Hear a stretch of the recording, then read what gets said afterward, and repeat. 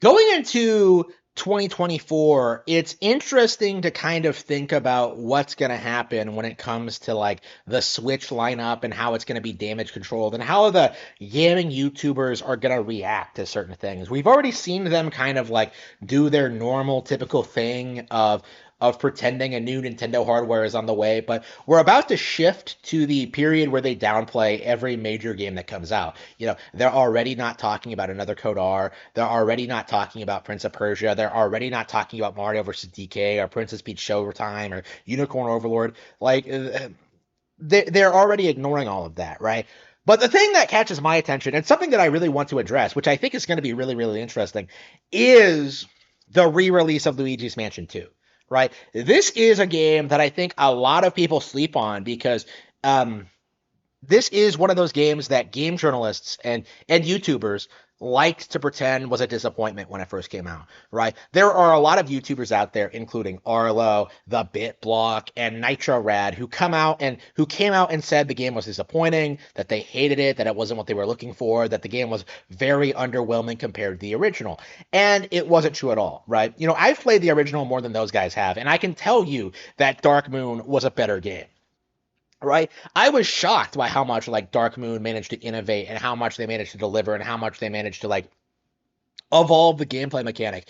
I appreciated the mission structure. I appreciated the cartoony visuals. I appreciated what the game did.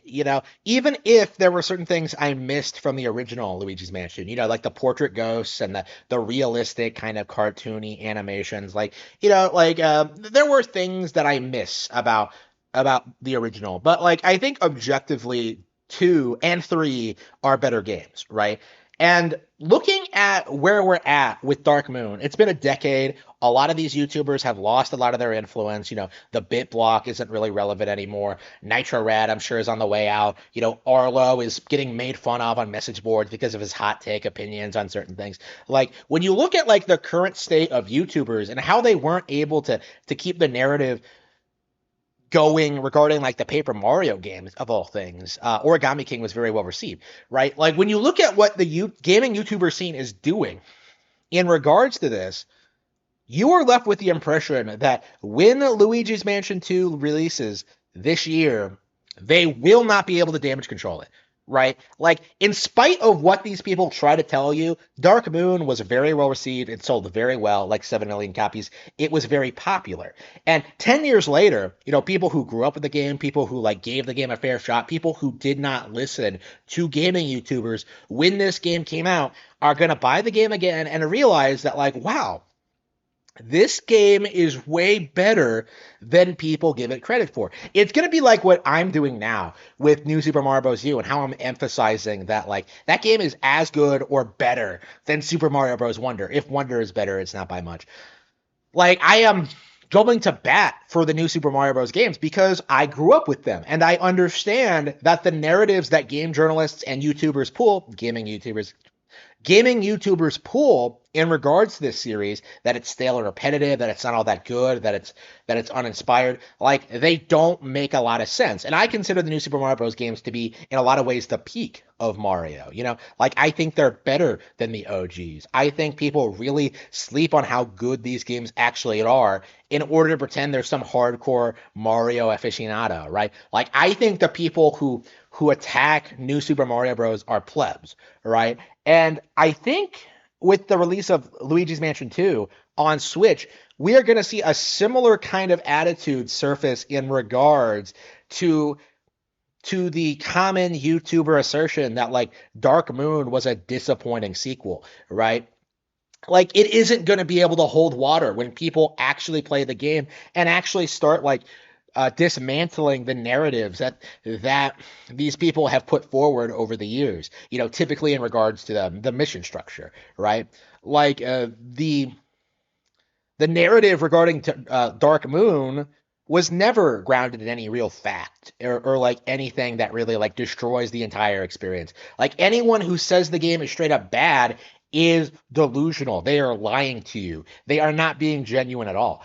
And I think that I think more and more people are learning to be skeptical of gaming YouTubers. I think more and more people are like starting to acknowledge that like gaming YouTubers are pushing agendas, that a lot of them are scammers. You know, there's the Gerard thing, that they aren't like playing the games they're talking about to begin with, that they don't know what they're talking about, right? Like it's becoming more and more common for the gaming YouTube audience to rise up against these kind of nonsense complaints, right? Like 10 years ago, like YouTubers were like really taken seriously when it comes to these things. Like people really took them seriously. Like I remember when Ocarina of Time, when Ego Raptor dropped that like sequelitis video for Zelda, like Ocarina of Time versus A Link to the Past. Like there was a very big push to kind of dismantle Ocarina of Time, and that stuck around for years until like the Game Grumps actually played Ocarina, and people realized that Aaron just was terrible at the game, and which is why he didn't like it, right? And like so the entire thing fell apart.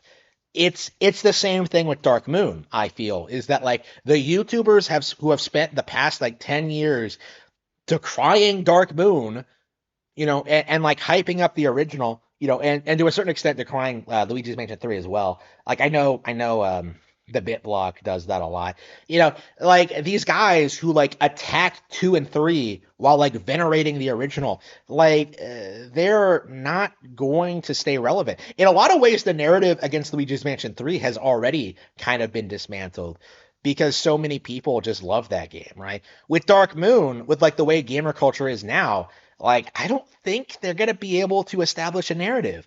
You know, same with like Kid Icarus Uprising. Like, if they try doing the same thing they did when those games first come out, like, there's going to be a billion people on social media calling them retards and addressing and like debunking all of their notions about like the controls or the gameplay or the mission structure or whatever, right?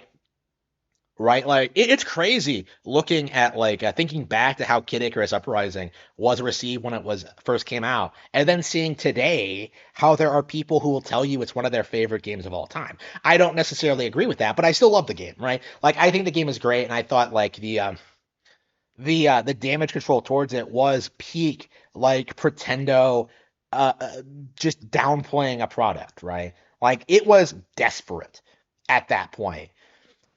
But like when you look at like what's happening with Dark Moon, when you look at that like that game's history, you do get a sense of like the same kind of thing of people attacking a product just for attention, just just to be like a troll, just to like d- downplay this game and kind of devalue its actual merits as an experience in order to like create some like persona that there's some like really sophisticated, really really involved gaming personality, right? Like I do think that all of the arguments put forward about Luigi's Mansion 2 aren't going to hold water, and more people are going to question them once they get their hands on the game.